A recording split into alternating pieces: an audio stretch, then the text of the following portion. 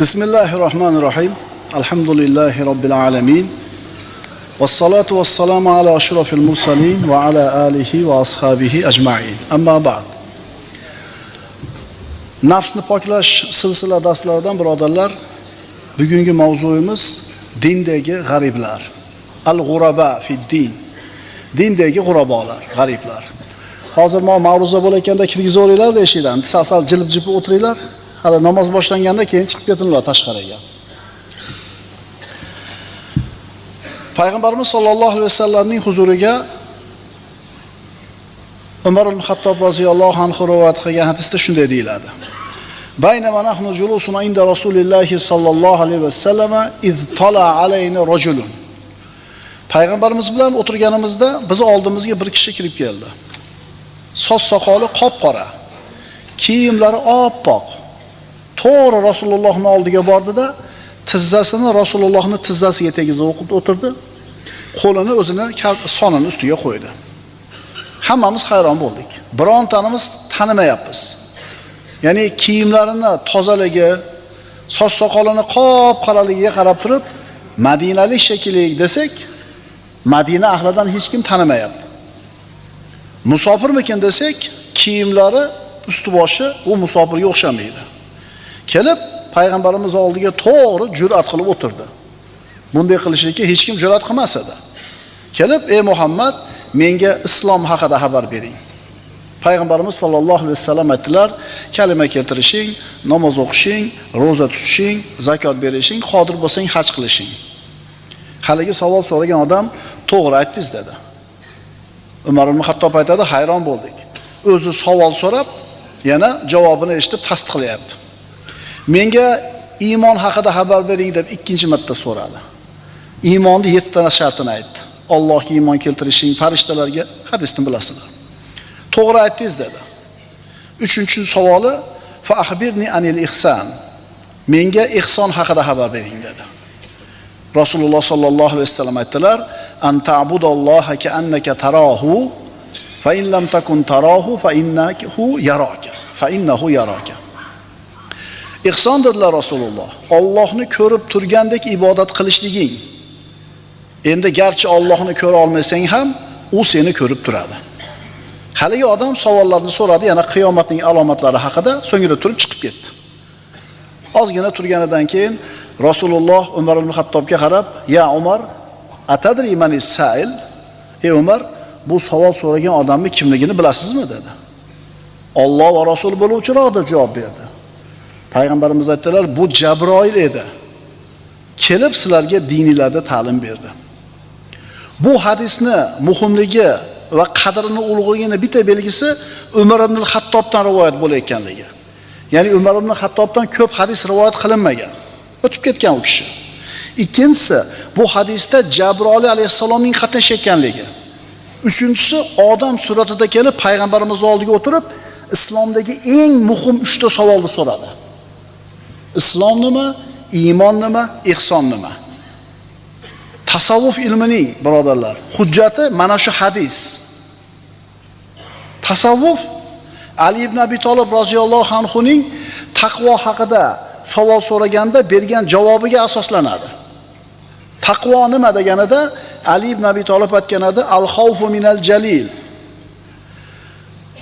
var-rido val-amalu bit-tanzil var-rido bil-qalil va istidadun li-yawmir rahil. Taqvo nima? Ali ibn Abi Talibning nazarida taqvo birinchisi jalil, Allohdan qo'rqish. Ikkinchisi al-amalu bit-tanzil, Qur'on bilan amal qilish. Uchinchisi var-rido bil-qalil, oziga rozi bo'lishlik. To'rtinchisi ketishga tayyorgarlik. Ketadigan kunga o'limga tayyorgarlik. Mana shu taqvo ekan. Tasavvuf ulamolari mana shu 3-punktini o'zlariga hujjat deb biladi. Oziga nima qilish? Rozi bo'lish. Boriga emas, oziga. Tasavvuf birodarlar, bu siz bilan bizni qalbimizni, nafsimizni tarbiya qiladigan ilm. Bu ilmdan qanchalar xabardor bo'lsak, shuncha nafsimiz poklanadi, shunchalar Allohga yaqin bo'lamiz.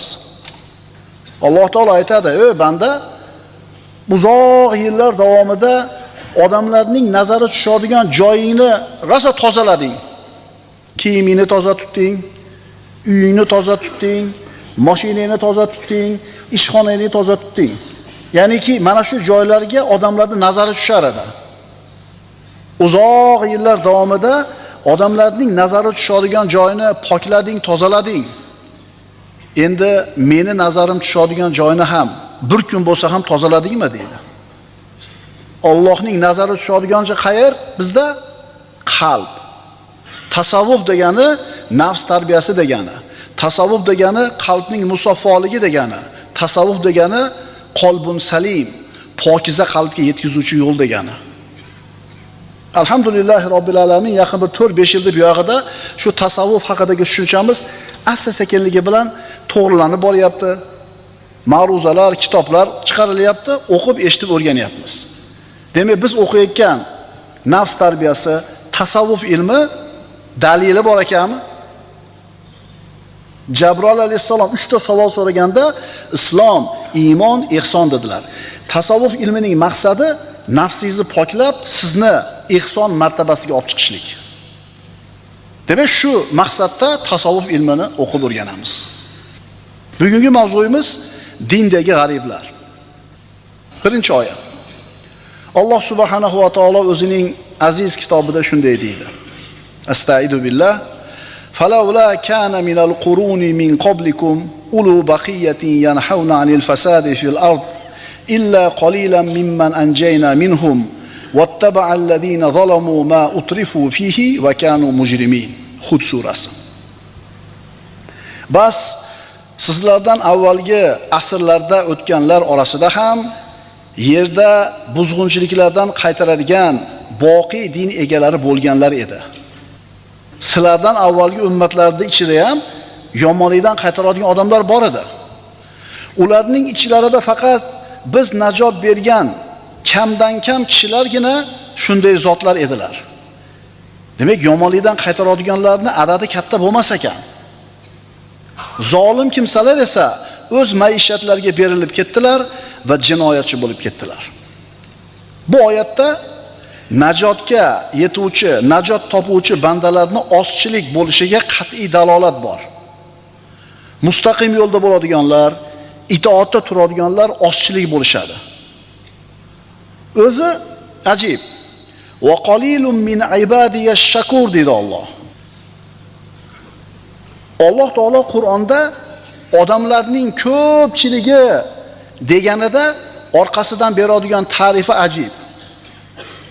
Odamlarning ko'plari la yaqilun, aqlini ishlatmaydi deydi. Odamlarning ko'plari la yashkurun, shukr keltirmaydi. Odamlarning ko'plari la ya'lamun, bilmaydilar. La yaqilun, la yashkurun, la ya'lamun.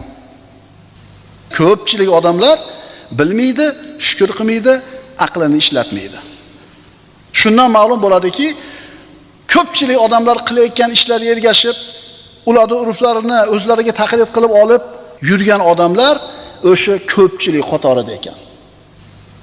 Endi Alloh taolo shokir bandalarni aytganda va qalilun min ibadiyash shakur dedi.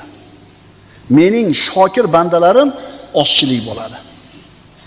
Demak, odamlarni yomon yo'ldan qaytaradigan, mustaqim bo'lganlar, multazim bo'lganlar ko'pchilik bo'lmas ekan. Agar sen birodar o'zingni zamoningda o'zingni ana shu itoatda bo'lgan ozchilik bilan birga ekaningni ko'rsang, Rasulullohning sunnatini ushlagan ozchilik qatorida ekanligingni ko'rsang, haqdan yuz o'girgan, nafsini ko'yiga kirib adashib ketgan ko'pchilik osiylar orasida emasligini ko'rsang, albatta bu sen uchun yaxshi holat. Bu oyatda qat'iy, aniq aytilyaptiki, yer yuzidagi odamlarning ko'pchiligi mujrim bo'ladi. Ikkinchi oyat. Astaidu billah. Va in tuti' akthara man fil ardi yudilluka an sabilillah in yattabi'una illa dhann va inhum illa yakhrusun. Yer yuzidagi kimsalarning juda ko'plariga itoat qiladigan bo'lsangiz, sizni Allohning yo'lidan ozdirurlar. Zotan ular faqat gumonlargagina ergashurlar va faqat aldaydilar xolos. Hamma qilyapti-yu deb qilsangiz adashib qolasiz. Hamma shuna qilyapti-da, adashib qolasiz, erchisiz. To'y qilmoqchisiz. Qana qilamiz? Odamlar qana qilyapti? E'tibor beringlar-da, odamlarning ko'pchiligi ergashayotgan toifalar odatda havoyi nafsiga qul bo'lgan odamlar bo'ladi. Odamlarning ko'pchiligi ergashib bo'lmaydi. Alloh odamlarning ko'pchiligi deganda aqlini ishlatmaydi, shukr keltirmaydi, tafakkur qilmaydi deb aytayapti. Gohida ana shu dinini mahkam ushlagan, multazim, taqvodor yigit o'ylanib qoladi. Shuncha odam bir tomonda turib, men bir tomonda bo'lsam, ular ish qilib haq emasmikin? Ish qilib men o'zim adashmayapmanmikin?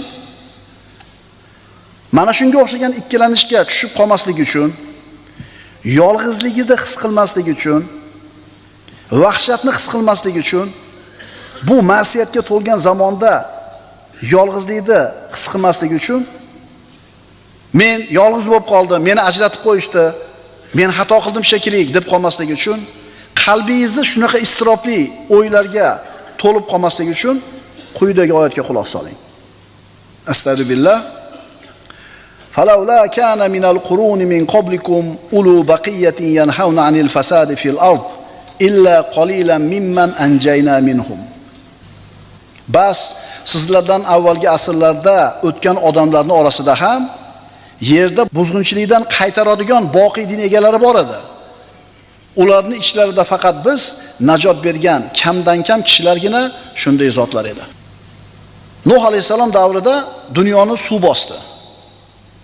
Nuh alayhisalom bilan kemada qancha odam saqlanib qoldi? 90 ta yetmadi, 80 ta odam deyiladi. Nima, yer yuzida 150 ta odam bormidi?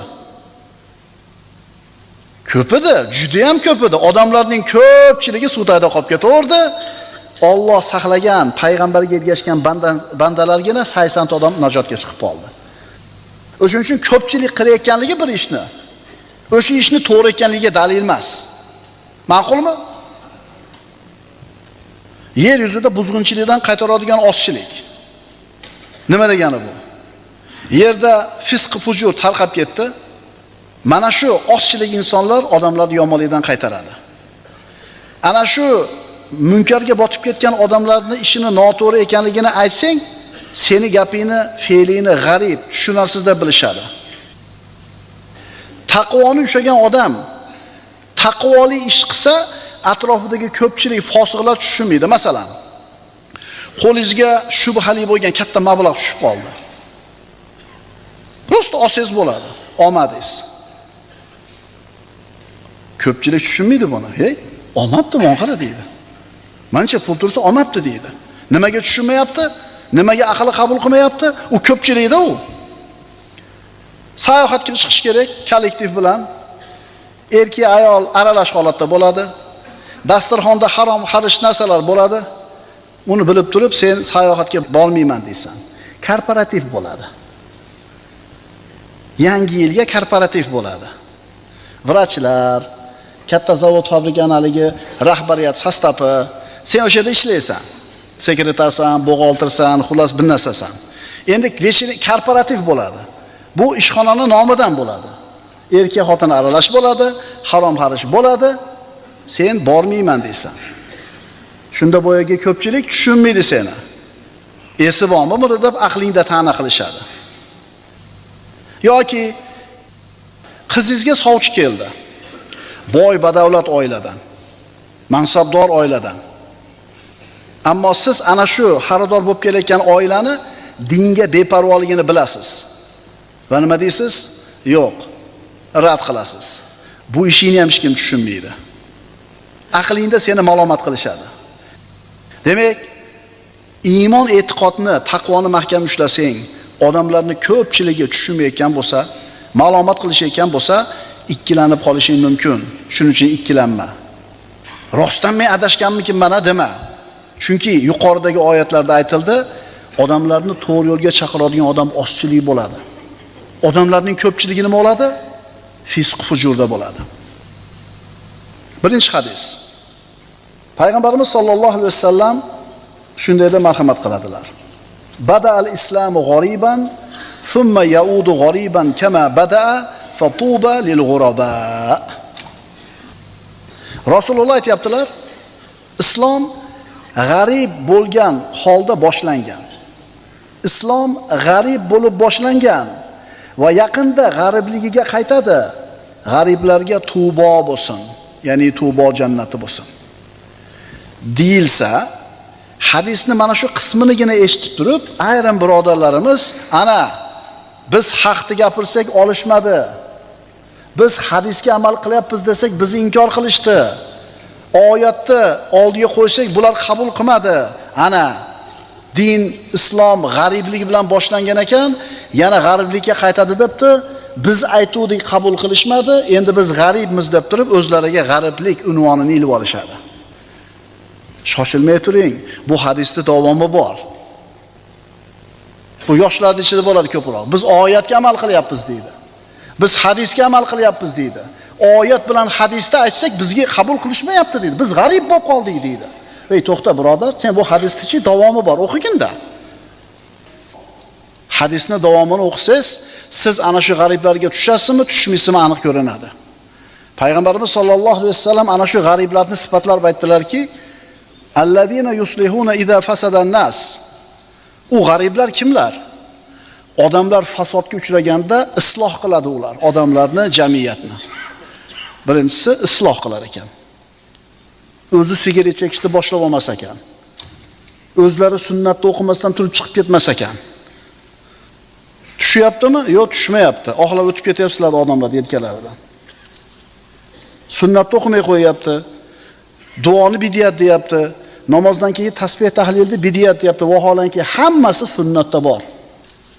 Demak, u payg'ambarimiz maqtagan g'ariblardan birinchi sifati odamlar fasodga uchraganda ular isloh qilar ekan. Ikkinchi sifati valam yumaruna fi dinillah. Allohning dinida talashib tortishmaydi ular. Ha biz imенно shuni qilyapmiz. Alloh qayerda? Namozda qo'lni qayga qo'yish kerak? Alloh arshga istivo qildi. Qanday bo'ladi? Talashib tortishmaydi ular Allohning dinida. Vallohi o'sha oyatga, hadisga amal qilaman degan, oyat hadis bo'yicha ketaman degan ishtiyoqi, g'ayratiga rahmat. 5. Lekin u hadislarni to'liq o'qish kerak-da. Qarang, odamlar fasodga uchraganda tuzatadi deyapti. Allohning dinida talashib tortishmaydi deyapti. 3-sini qarang. Walam yukaffiruna ahadan min ahli at-tauhid bi dhanbin. Ahli tavhid bo'lgan, la ilaha illalloh Muhammad Rasululloh degan odamning bironta gunohi tufayli kofirga chiqarmaydi. Biz bemalol kofir, fosiq, munofiq deb o'ryapmiz-a? Demak, bu yerga biz aytgan g'ariblar haqidagi hadisni 4 qatori bor ekan. Islom g'arib bo'lib boshlandi, g'ariblikka qaytadi, jannat bo'lsin g'ariblarga. Xo'p, endi kim o g'ariblar? Odamlar fasodga uchraganda tuzatar ekan. Allohning dinida talashib tortishmas ekan va hech kimi musulmonlardan hech kimi kofir deb ayblamas ekan. Shuning uchun nima qilaylik? Yerga tushaylik, ilm o'qiylik. Hovliga uni eshigini kalit soladigan teshigidan qaramasdan bunday qilib, eshigini ochib qaraylik-da, ine to'liq tasavvurga ega bo'lamiz. Agar biz isloh qilishni o'rniga fasod qilayotgan bo'lsak, ota bilan farzand o'rtasini, ustozlar bilan shogirdlar o'rtasini, qavm bilan namozxonlar o'rtasida fitnaga sabab bo'layotgan bo'lsak, biz u g'ariblardan emasmiz. Allohning dinida maza bemaza aqlimiz yetmagan masalalarda talashib, tortishib, fitnalarga sabab bo'layotgan bo'lsak, u g'ariblardan emas ekanmiz. Aqulu qawli hada va astagfirulloh li va lakum. Innalloha va malaikatahu yusalluna alan nabiy ya ayyuhallazina amanu sallu alayhi va sallimu taslima. Vassalomu alaykum va rahmatullohi va barakatuh.